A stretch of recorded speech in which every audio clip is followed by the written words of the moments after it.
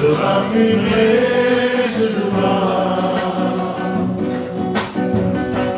Quand le Seigneur il reviendra, nous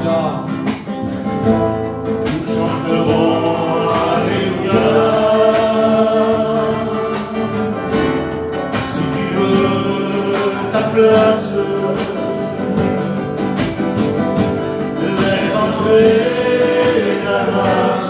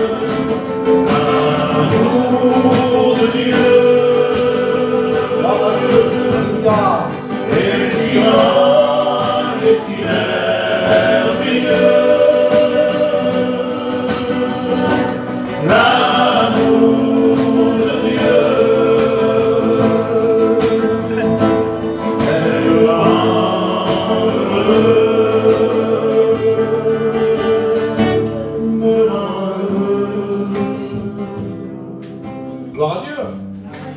L'amour de Dieu, elle nous rend heureux. Et c'est vrai. L'amour de Dieu avec nous bénit. L'amour de Dieu nous protège et nous garde. L'amour de Dieu, hein, et ce que nous rend heureux. On demande que sa parole est dans notre cœur. Et que le temps qu'on vit, les temps qu'on vit là, ben, Seigneur, merci parce que ta parole nous fortifie, nous bénit. Mon Dieu. Le secours ne viendra pas de nous, mais le secours vient de Dieu parce qu'on est heureux, parce qu'on a compris les jours que le Seigneur nous a sauvés, nous a pardonnés. Gloire à Dieu. C'est ça, être ce qu'on soit heureux. Amen. On n'est pas content, on est heureux. Et quelqu'un qui est heureux, c'est parce qu'il a compris. Il a compris le ciel, il a compris ce que sa vie était convertie à l'origine.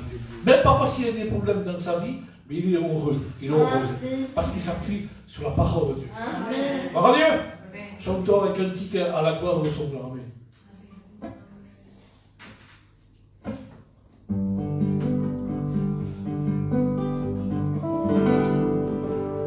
Le ciel a ouvert ses fenêtres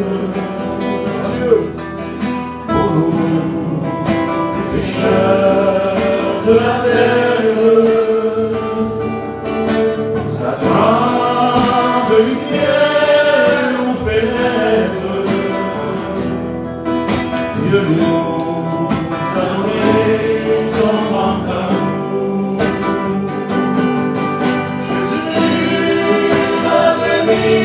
Pour nous chercher un jour, Jésus va venir pour nous chercher. Jésus va venir pour nous chercher un jour. Jésus va venir pour nous chercher. Le ciel a ouvert ses fenêtres. La grâce de Dieu ce matin, amen. Pour nous, pécheurs de la terre, sa grande lumière nous pénètre. Dieu nous a donné son grand amour. Jésus va venir pour nous chercher un jour. Jésus va venir pour nous chercher. Jésus va venir pour nous chercher un jour. Jésus va venir pour nous chercher. Gloire à Dieu. Jésus va venir nous chercher. Quand je réalise ce cantique, ce cantique est très vieux, Jésus il viendra chercher celui qui appartient. Ceux qui sont prêts, ceux qui sont prêtres, comme les saints sages. Vous connaissez les saints sages? Amen. C'est dans Matthieu où 27. Il faudrait que notre vie, la terre, ce que nous sommes aujourd'hui, être prêts. Alors là, quand Jésus viendra chercher, c'est racheté de Dieu. Est-ce que ce matin, nous, parce qu'il peut venir le jour aujourd'hui, hein? Amen. Est-ce que nous sommes prêts? Gloire à Dieu. Alors il viendra chercher celui qui appartient. Amen. Ceux qui sont prêts, sont prêts. Alléluia. Chantons sur un seul cantique et laissons toute la place à la parole de Dieu. Je voudrais chanter ce cantique avec les frères et avec vous ensemble. Crie en moi un cœur pur. Et c'est dans le psaume 51, verset 12. Gloire à Dieu. Allez, vous avez toujours les textes.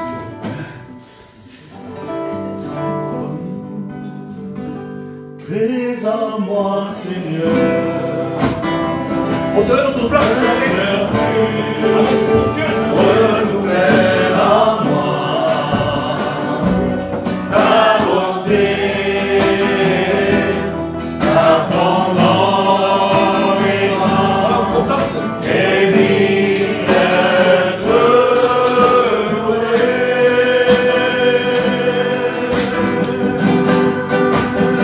Louange à ton nom, Seigneur. Louange à ton nom. Avec foi. Alléluia. Seigneur, car ton nom est grand et digne d'être loué.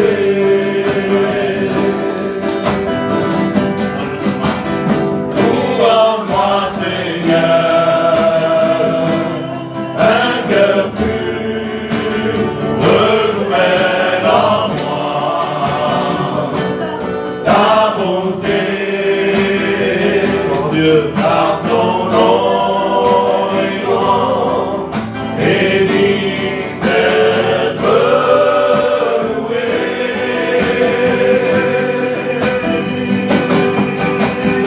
Louange à ton nom, Seigneur, louange à ton nom, Seigneur,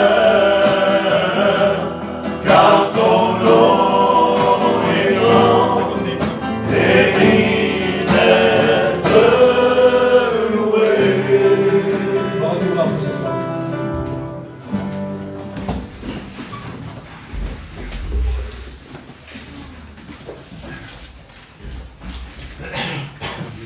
Seigneur, gloire à Dieu. Amen. Bien les frères, je supplie le Seigneur de Jésus. Seigneur Jésus-Christ, Père éternel, dirige ton serviteur, mon Seigneur Jésus. Prie-le, Seigneur Jésus-Christ, que Saint-Esprit agisse, mon Seigneur Jésus. Parle-nous, Seigneur Jésus-Christ, et à toi seul revient la gloire, Seigneur. Amen. Amen. Oui, amen, Seigneur.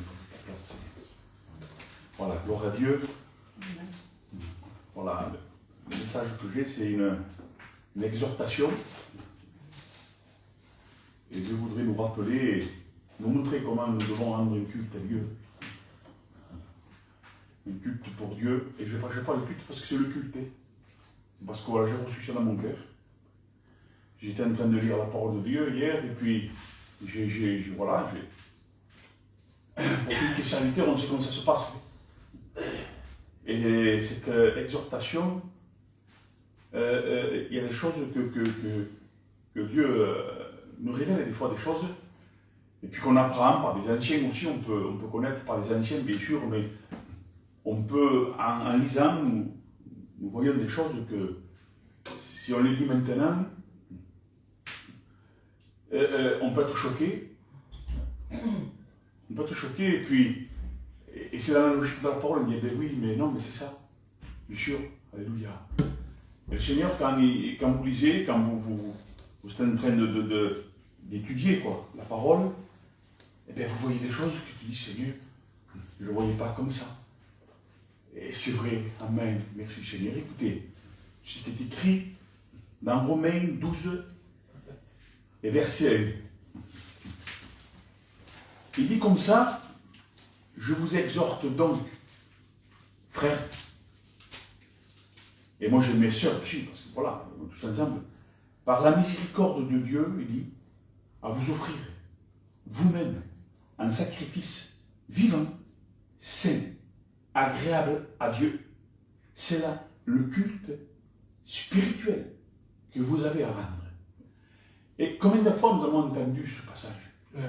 Combien de fois nous avons écouté ces prédications-là dans ce verset?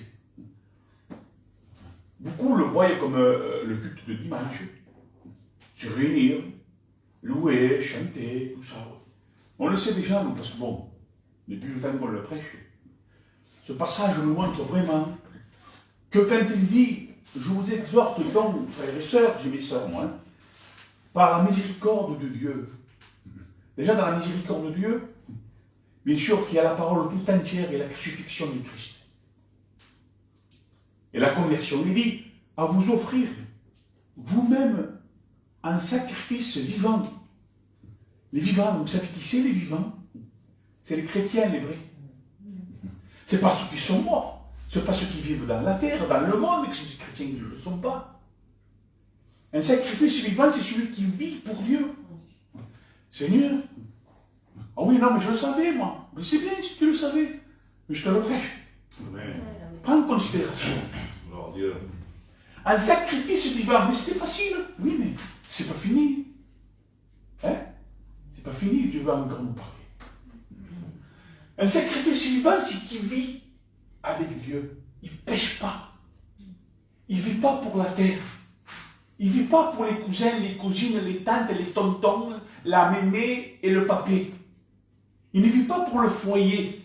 Vous comprenez quand je dis ça quand même, non? Hein? On le sait qu'il faut faire tout pour eux, pour qu'ils puissent se sauver. Je ne parle pas de ça. Un sacrifice vivant, c'est que tu renonces à tout, tu portes ta croix. Et tu marches à plaire à Dieu, à plaire à Christ. Un sacrifice vivant, c'est qu'il a ce cœur, un cœur d'un chrétien. Il a le cœur qui va au rythme du cœur de Dieu, avec la parole, avec la doctrine, avec la Bible.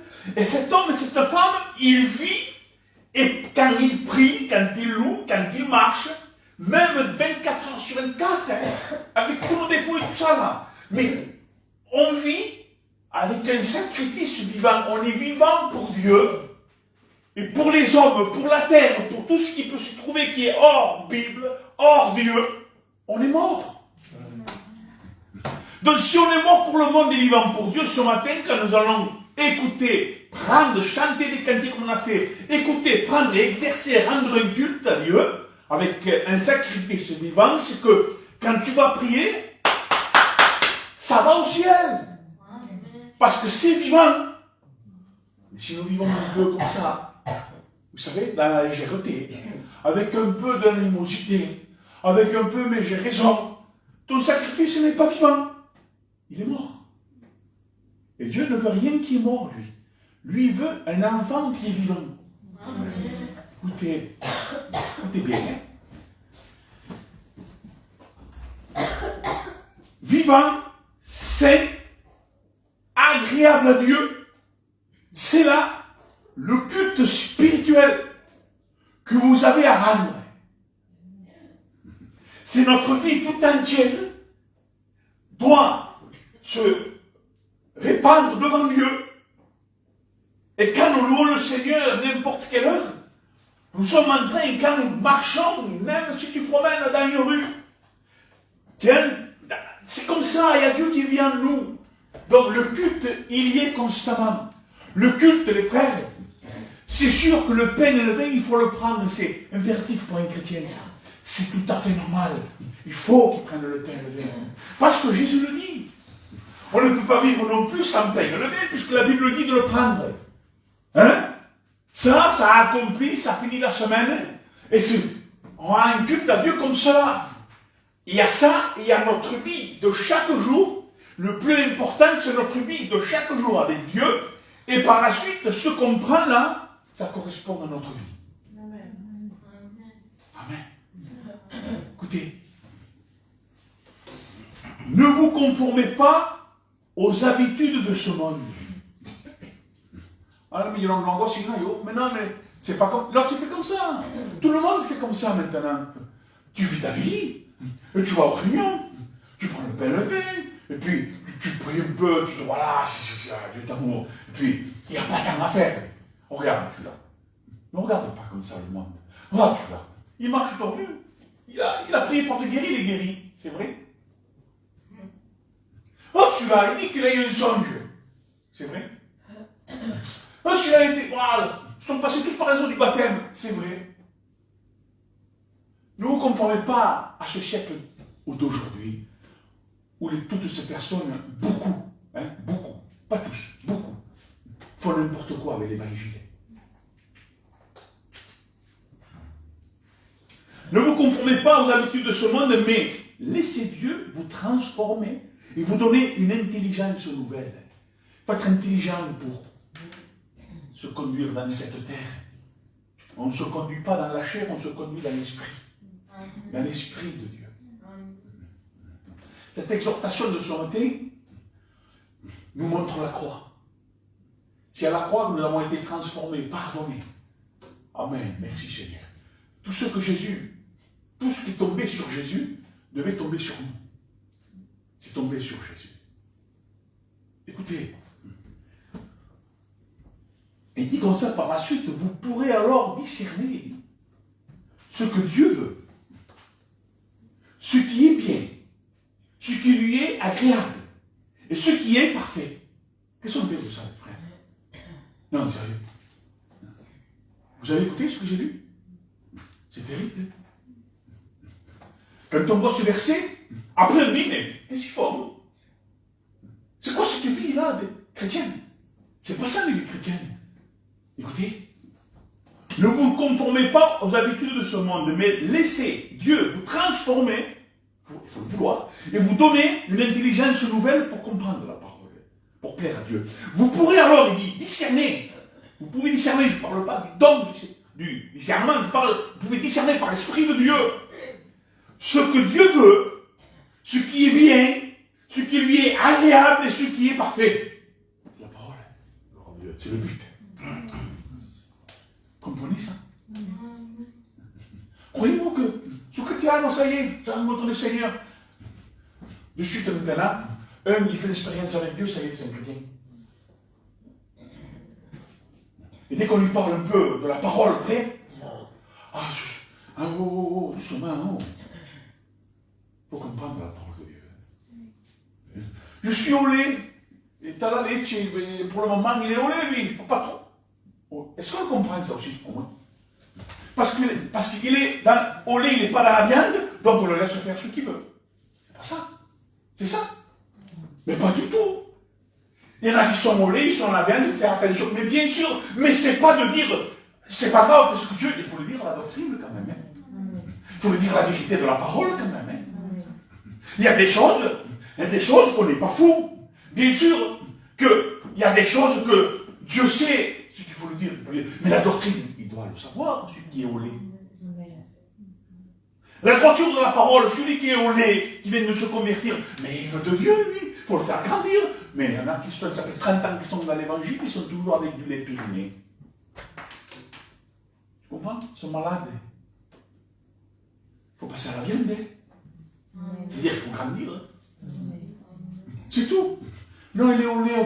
Pourquoi? Attends, tu lui as dit que c'est que tu cries. Tu lui as dit la droiture de Dieu, moi. Écoutez, il n'y a pas beaucoup qui comprennent ça. En fait, écoutez, Colossiens 3,14. Mais par-dessus tout, il dit, revêtez-vous de l'amour qui est le lien parfait. Qui c'est quoi cet amour, frère? Milan, je transforme. Pas transforme, je traduis. Mais par-dessus tout, revêtez-vous de l'amour. Milan. Mais par-dessus tout, revêtez-vous de la parole. L'amour, c'est la parole. Qui est un lien, il vous lie, d'un amour, de la parole, qui est parfait. Mira ahora. Le verset 16. Que la parole de Christ habite en vous avec toute sa richesse. Toute sa richesse. Il n'y a pas de l'ancien, c'est fini. Ça, c'est pour le Corinthien. On abandonne les choses de Dieu en disant ça c'était pour les Corinthiens, ça c'était pour Crète, ça c'était l'Ancien Testament, c'est fini. Écoutez, toute la parole de Dieu, l'Ancien et le Nouveau, est un pain qui sort du four et on doit tout manger. Amen. On ne laisse rien. Amen. Écoutez, Psaume 119, 11. Je serai dans mon cœur, non, je serre dans mon cœur ce que tu as dit. Parole, toujours la parole. Pour ne pas pécher contre toi. Et si on est dans la richesse de l'amour, qui est la richesse de la parole, on a peur de pécher. Et quand tu rends un culte à Dieu, tous les jours, et même le dimanche, tu es un sacrifice vivant. Tu vis pour Dieu. Tu es vivant pour Dieu. Quand tu loues, ça rentre au ciel, au troisième ciel. Quand tu pries, ça rentre au troisième ciel. Quelque chose d'impossible, frères et sœurs. C'est quelque chose d'impossible, ça, à celui qui n'a pas la foi, à celui qui marche de travers. C'est lui, ça, sa prière ne monte. Il ne peut pas monter, la prière, il ne peut pas. Vous savez la première prière qui monte au ciel du pécheur, le cri du malheureux. Quand il dit Seigneur, pardonne-moi de mes péchés, ça monte. Mais on fait ce qu'on veut, on marche comme on veut, on est des chrétiens bidons, des chrétiens qui font n'importe quoi, et qui négligent la parole, comme c'est pas grave, ils veulent prier, et ils veulent être un sacrifice vivant. Dieu nous demande d'être un sacrifice vivant. Combien il y en a qui ne sont pas vivants et qui sont morts? Ils sont morts pour Dieu, ils sont vivants pour le monde. Des chrétiens, hein, avec le nom chrétien. Je ne vais pas rentrer dans les détails quand même, non? Je vais rentrer dans les détails à Itamine pour faire comprendre encore, je vais aller encore plus profond, voilà, pour dire, voilà, c'est toi, ça. On sait comment on vit. Chacun de nous ici, on sait comment nous vivons avec Dieu. Si tu es léger, tu n'es pas si fou que ça, non? Tu le sais si tu es léger.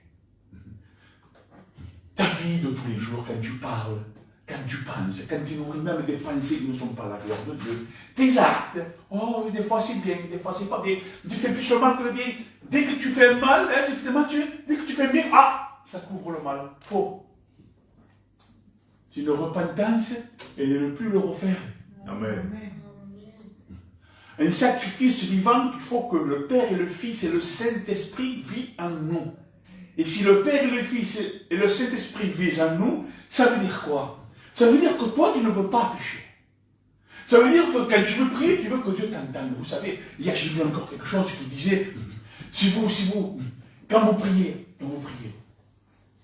si vous faites la volonté de Dieu, si vous êtes dans les voies de Dieu, eh bien, quand vous allez demander quelque chose, Dieu vous donne. Tout. Vous me dites, mais Seigneur, il y a des choses que tu ne m'as pas données. Et j'ai prié. J'ai compris ce que c'est, mais je ne dis pas ce matin. C'est quelque chose d'extraordinaire. Gloire à Dieu, merci Seigneur. Alors ce matin, tu es sûr que tu peux rendre un culte à Dieu? Ce matin, quand tu loues, c'est vrai ou c'est pour montrer que tu as loué?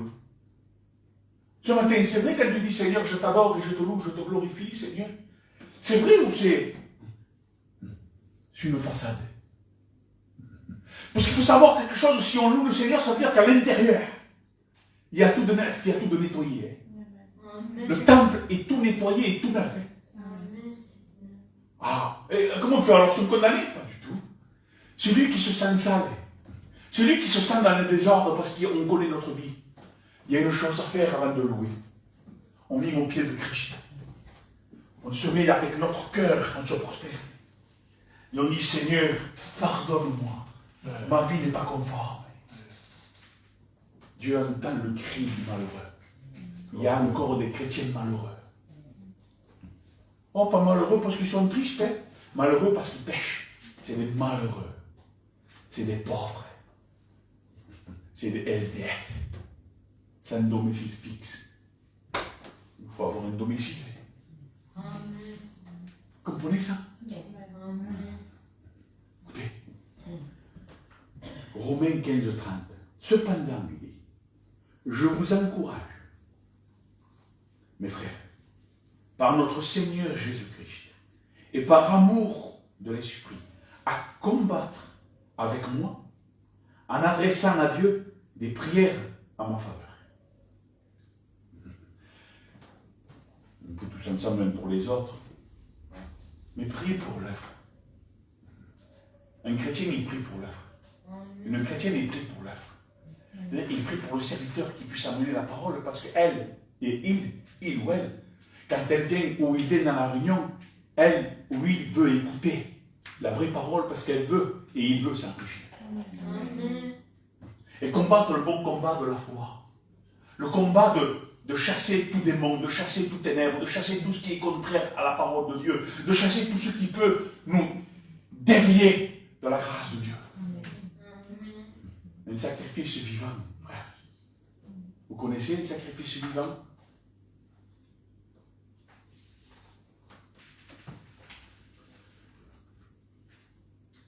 Je crois que la croix, la crucifixion, nous rappelle l'amour de Dieu. La crucifixion, non?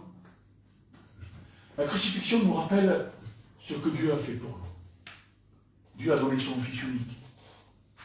Nous savons l'histoire, Seigneur. Nous savons ce que Jésus a fait pour nous. Nous savons que Dieu a détourné le visage de son Fils. Vous croyez ça? Amen. Écoutez Matthieu 27, 39. Les passants l'injuriaient, en hochant la tête. Ils disaient, toi qui détruis le sanctuaire et qui le reconstruit en 3 jours. Bien qu'il dit ça. Sauve-toi toi-même. Si tu es le Fils de Dieu, descends de la croix. J'aimerais que nous puissions le lire ensemble. Vous lisez avec moi? Vous rentrez dans ce passage, dans ce verset? Écoutez bien. Écoutez bien avec l'Esprit de Dieu. Les passants l'injuriaient en hochant la tête. Il disait, Jésus était sur la croix, hein, toi qui détruis le sanctuaire et qui le reconstruit en 3 jours,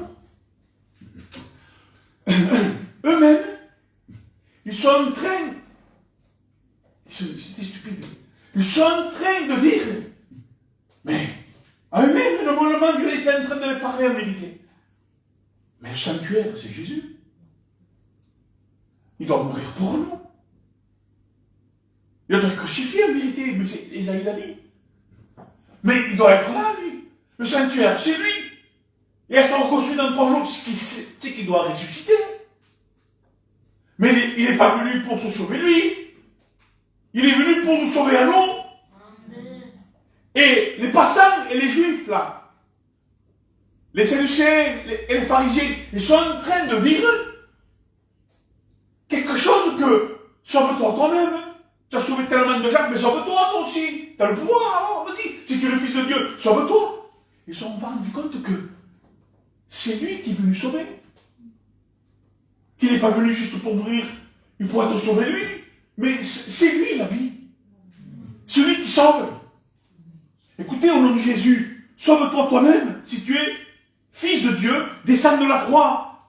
En plus, vous vous rendez compte, enfin moi j'ai vu ça, c'est que descendre de la croix, l'adversaire est en train de parler à travers eux.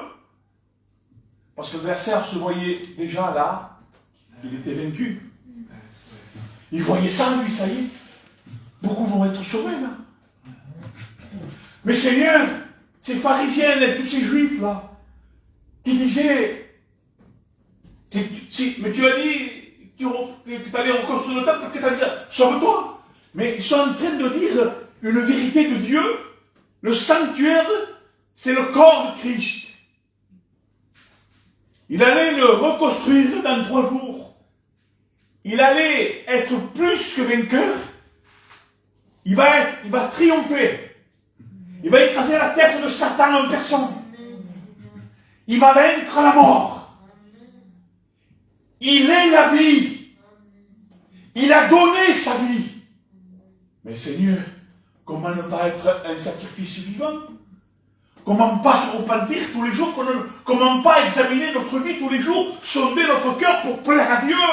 Amen. Mais comment pas faire ça, Seigneur, puisque Dieu s'est laissé mourir? Et tous ces hommes-là connaissaient quand même le livre d'Ésaïe, quand même.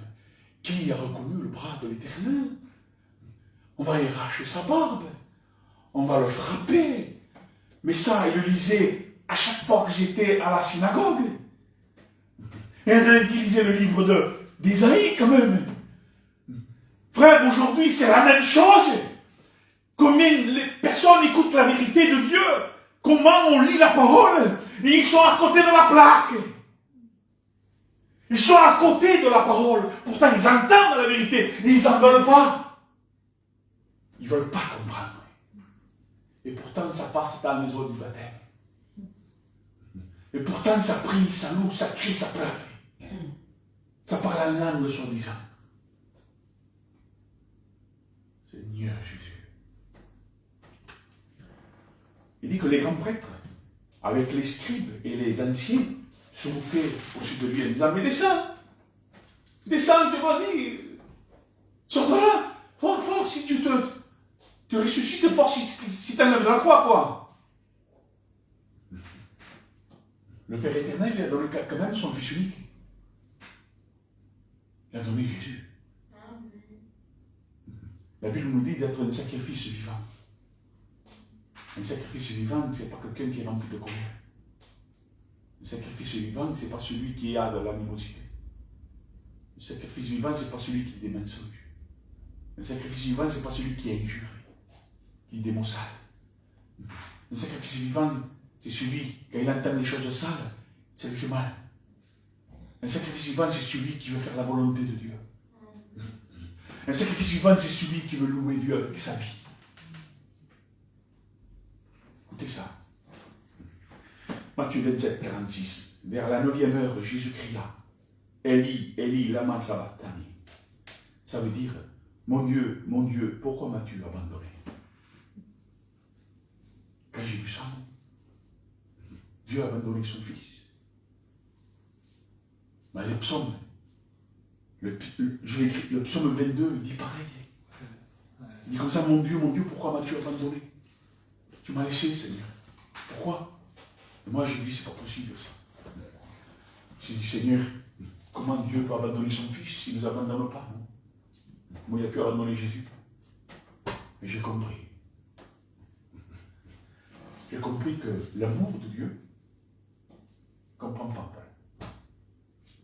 Je ne la comprends pas. Il n'y a pas de limite. Il pardonne n'importe quel pécheur s'il vient à la croix. Il pardonne n'importe quel pécheur. Et quand j'ai lu ça, dans les psaumes et dans Matthieu, je suis resté choqué. Pourtant, je l'ai lu et entendu et prêché déjà.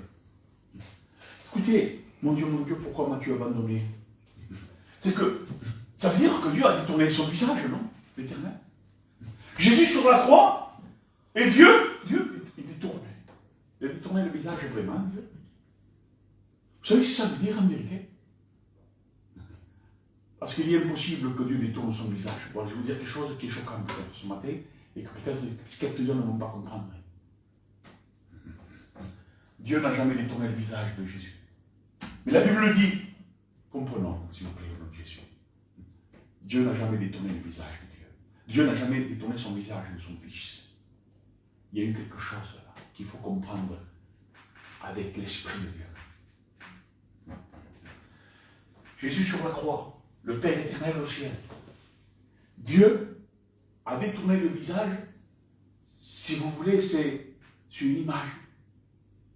Mais en vérité, il était en train de regarder son Fils. C'est qu'il a détourné, ça veut dire qu'il a abandonné.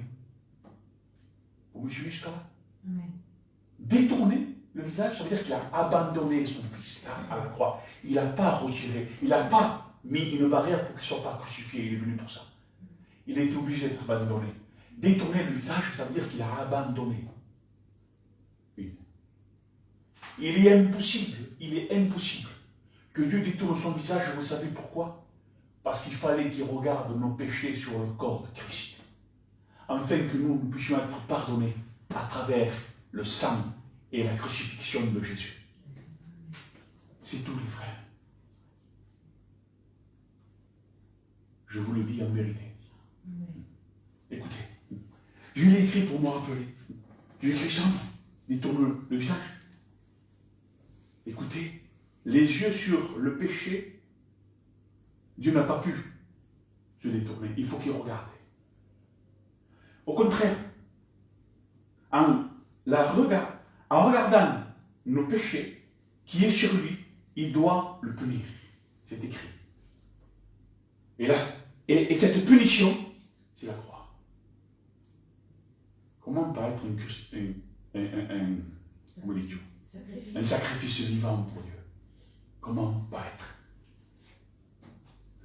Jésus sur la croix, le Fils de Dieu, le Père au ciel, il voit tout. Il faut qu'il regarde ce qui s'est passé. Il faut qu'il regarde ce qui est tombé sur lui, sur Jésus, devait tomber sur nous. C'est tombé sur Jésus. Tout est tombé sur lui. Cette crucifixion, tous ces péchés qu'il a pris sur lui, et que Jésus n'était pas péché, il était saint, il était pur. Mais dans son corps, il a pris tous nos péchés à celui qui se repent jusqu'aujourd'hui. Aujourd'hui, le Père, il regarde son Fils, mais il était obligé de le punir. Au lieu de le punir à nous, c'est lui qui a été puni. C'est lui qui a été crucifié. Au lieu que nous allons à l'enfer, Jésus a été crucifié, il a pris notre place. Seigneur Jésus. Il a été puni, crucifié, et Dieu regarde ce qu'il a pris en lui, pour qu'il puisse nous pardonner et effacer nos péchés. Vous savez ce que je vous dis là ce matin, il n'y en a pas beaucoup qui le comprennent. S'il y en a qui les écoutent dans la caméra, là, dire qu'est-ce qu'ils racontent. Eh bien, je vous exhorte à méditer la parole de Dieu. Et vous mettre dans la présence de Dieu. Et regardez ce que je dis là est biblique. Je vous exhorte. Gloire à Dieu. Jésus n'a jamais péché. Vous savez quoi? Il a été abandonné. J'ai écrit ça. Il a été abandonné dans sa lutte. Il a lutté pour nous. Il a monté le mont Golgotha. On l'a crucifié, malgré qu'il a tout ce qu'il a souffert. Monté, crucifié. Il a lutté jusqu'à là-bas. Pour rester vivant jusqu'à là-bas déjà. Parce qu'il est encore, mais voilà, Dieu l'a gardé. Et puis, il monte à la croix, crucifixion, les clous, dans les mains, dans les pieds, la couronne, la lance, qui rentre de ce côté, il va jusqu'au cœur. Seigneur, comment pas être un sacrifice vivant? Comment pas vivre pour Dieu? Tout ce qu'il a fait pour nous, il est allé jusqu'à l'extrême. Et nous disons, ce chrétien, je passais par le jour du baptême, c'est une fête, ça, c'est une fête votive. Tout le monde veut regarder, mais rentre dans l'eau, c'est tout, c'est là. Comment il veut dire? Les païens viennent, ouais, qu'est-ce qu'ils croient qu'il va se passer? Qu'est-ce qu'ils croient qu'il va se passer? Bon, c'est bien qu'ils viennent, ils vont écouter la parole, c'est bien. Mais qu'est-ce qu'ils croient? Mais tu peux le faire tout seul, le baptême. C'est écrit.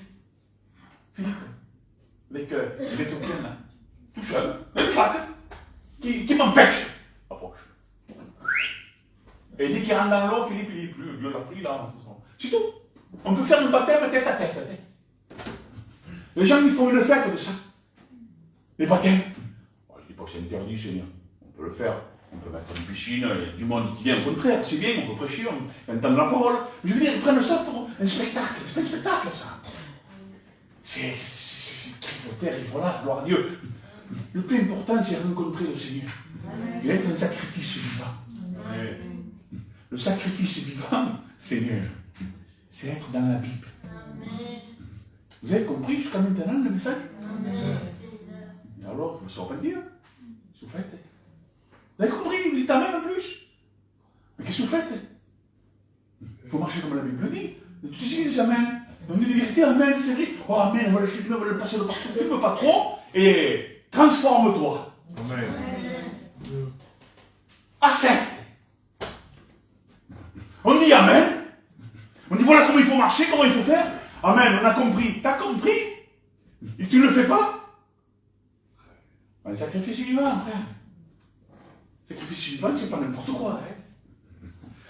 C'est que quand on va te frapper un coup de poing dans la figure, tu dois l'accepter, hein. Tu dois rester avec le coup de poing. Ta fierté, Dieu n'en veut pas. Voilà. Dans une vie chrétienne, il n'y a pas de fierté. On est fier d'appartenir à Christ, c'est tout. C'est dur, hein? C'est comme ça. On te met une gifle, et je parle pas, hein? Tu vas faire. Hein? Ça fait mal, hein? Néné? Hein? Une gifle. Les frères. Parce que tu n'as pas laissé de place, ou sinon tu as parlé de Dieu. Allez, ça c'est bon, tu parles de Dieu. Tu parles de Dieu, tu as reçu une gifle, un coup de poing, quelque chose. Casse cette blessure, casse.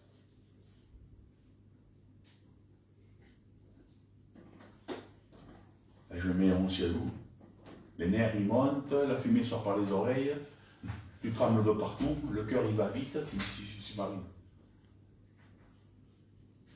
Eh oui, les frères. Amen. Vous dites, bah, dites amen, il faut voir encore. Amen. Trop facile de dire amen. Dites plus amen et accomplissez ce qui est écrit. Il faudrait que les églises soient tous muets. Dis pas amen surtout. Hein. Les pasteurs disent, dites amen, dites amen. Non, non, non, dites pas amen. Retourne-toi. Dis pas tant amen, chrétien. Ça y est, c'est un chrétien, ça y est. Il peut louer. Attends, t'es passé dans le baptême, c'est vrai? T'es un chrétien, c'est vrai? Tu es un sacrifice vivant? Vas-y, chante, loue, prie, reçois des dons. Ne dis pas amen et tu fais pas ce que tu écris. C'est comment ça s'appelle ça? Des hypocrites. Je continue. Des stupides. Des fous. C'est des menteurs. Acte biblique. Le parfait. Loin de là. Je ne suis pas du tout parfait. J'ai des manquements. Des fois, je fais des choses, je dis pourquoi je fais ça? Seigneur Jésus, pourquoi je fais ça?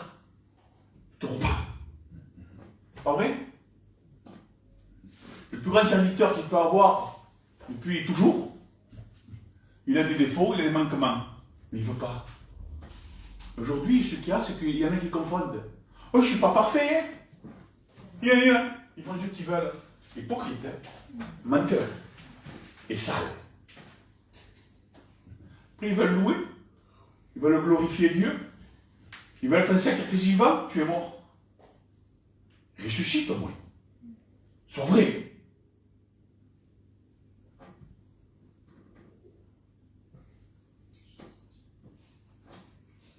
Ça glisse? Ça va? Et toi, Paul, ça va bien? Impeccable. Si tous les réunions seraient comme ça, calmes, ça veut dire que Dieu a parlé. Le témoignage que je vous ai dit l'autre fois sur le Divine Lumière, là, avec son fils, il y avait un silence. Dans le chapiteau, vous en achetez là. Vous voyez le chapiteau bleu qu'il y a là, qu'on dirait qu'il y a qui rentre sur le ciel? Vous avez pas vu ce chapiteau qu'ils ont acheté? Divine Lumière. Il est beau. Il y a du monde là-dedans. Il témoigne, le frère. C'est un frère. La vie lumière des frères et sœurs. Il témoigne. Un silence. C'était vrai. Et quand son fils il chante un cantique où tout le monde chante, les autres chantent, les chanteurs, les gens qui fait. Lui il chante, il ne sait pas trop chanter. Il chante, il est juste quoi. Et il n'a pas trop de puissance si tu veux, mais c'est il chante pour Dieu. Sacrifice vivant, même quand on chante. Comprenez? Quand on chante, sacrifice vivant. C'est pas un spectacle. On ne crâne pas. On n'est pas là pour faire les beaux. C'est pour Dieu. Et les cœurs, les chrétiens qui écoutent, ils se regardent. Amen.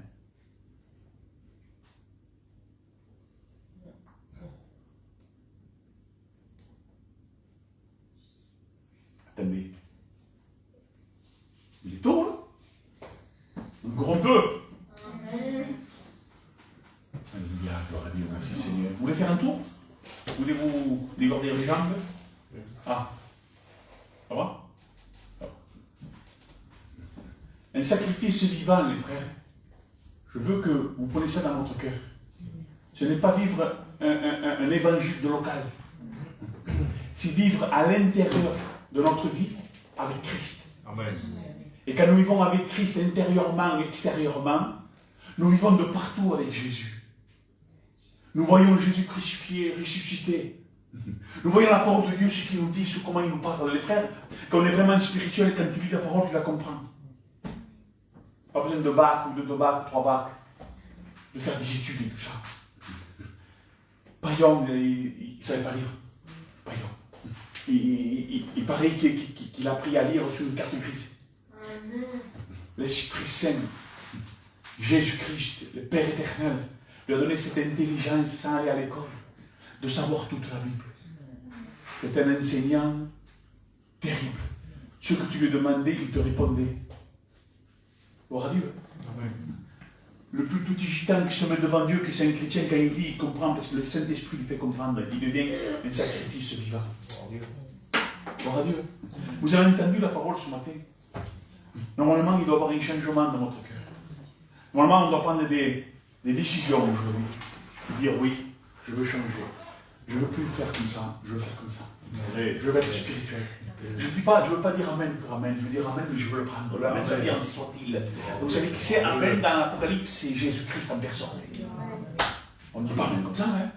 Amen, dites Amen, arrêtez de dire Amen, Amen, Amen. Mais il vaut mieux pas parler et pratiquer.